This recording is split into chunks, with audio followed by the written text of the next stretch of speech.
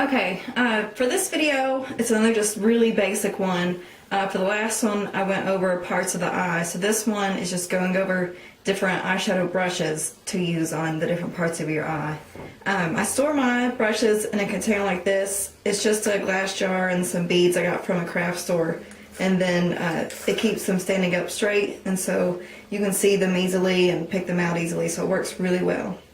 Okay, I've laid all my brushes out in different categories, like a set for the lid, a set for the crease, and a set for the lash line. And something that I never realized until I separated them like this is that I have like significantly more brushes for the lash line than any other part of my eye. So apparently I like lash line. I think I knew that, but it's funny to see it like laid out and like definitely for sure I like the lash line the best to play with. But anyways, we'll start with the brushes that I use on the lid. These are just the brushes I personally use on my lid. You can use any brush for any part of your eye. Some of these are intended for the sections I'll show them in the category for, but really any brush that you want to use on any part of the eye, go for it, because I mean, it's your eyeshadow, it's your time to do it, so choose whatever you like. But these are just how I like to use these certain brushes.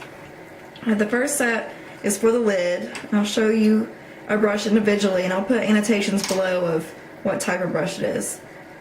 Here's the first one. For most of the lid brushes, you'll see that I like them skinny, so they're flat, and then they have a lot of space here to put color on. So that's the first one. Here's another one. Again, skinny and flat.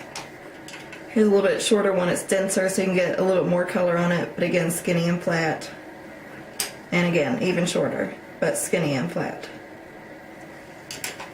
The next group is for the crease. Most of the crease brushes, as you'll see, have the same shape also amongst themselves. Here's the first one.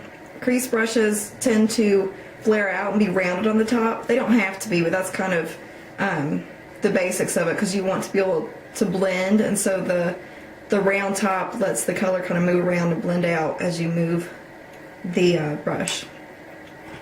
Just another one. You can see this one's a little bit wider in comparison. This one has a little bit of a pointed top. I use it more so to place color rather than to blend it, I guess I should say. It gets in your crease well because it is tapered at the top, but it doesn't blend the best. And here is the final crease brush that I have. Or no, it's not. I'm sorry. I have one more. This one's by far my favorite. I could probably do a video alone on this brush and why I love it so much. But it's the best one in my opinion. And finally, here is the last crease one, really. This one is a little bit different in that it's an angled crease brush. It still is kind of round on the top, but at an angle. It's really good for placing color and sweeping it in your crease. And as I do videos, you'll come to learn which ones I like to use the most, I'm sure. The last category I have is the lash line brushes. Let's start with this one. It's the most basic one, I guess. I don't know if you can tell, it's really, really skinny and flat, and it's really stiff.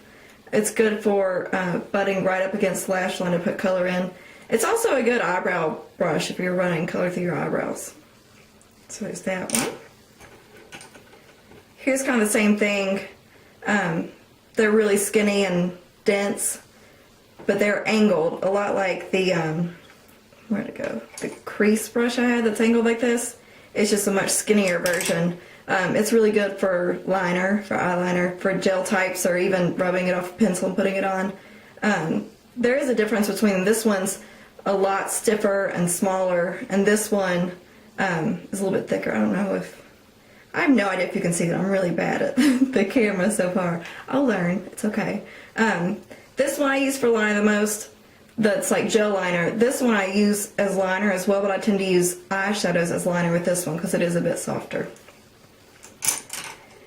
Next one is also for eyeliner. It's just skinny. It's not as stiff as it used to be because I've kind of worn it, not worn it out, it still works, but it used to be a lot stiffer. Another for the lash line is this little brush. Let's see. These are called pencil brushes. Mine's really dirty. That should be white, but I use black with it a lot on the lash line to blend out. and whatnot.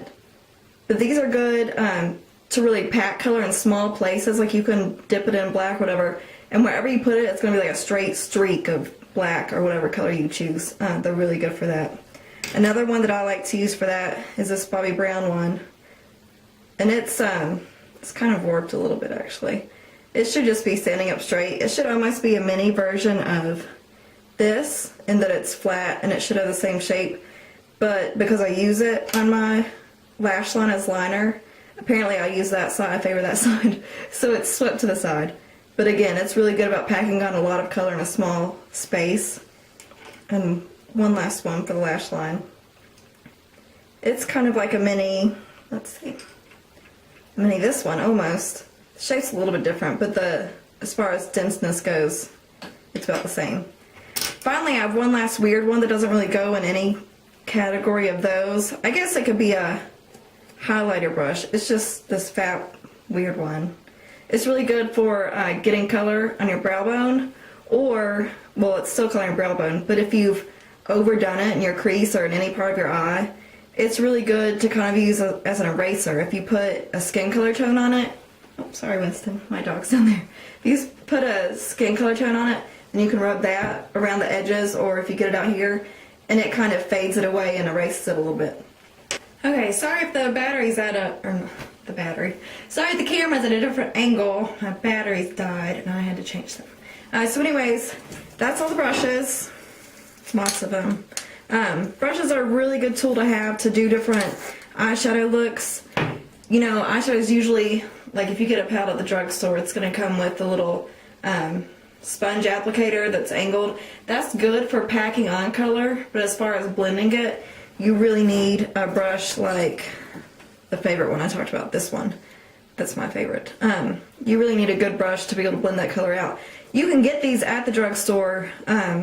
Different brands will have them. Just look for one that's this shape. And at Target, there's a brand called ELF, E-L-F, that stands for Eyes, Lips, Face, that has really cheap brushes, like literally for $1. That's what these two are, both ELF brushes. But yeah, so check out some brushes, and they'll help you a lot in the looks that we'll do in the videos to come. Alright, thanks. Bye.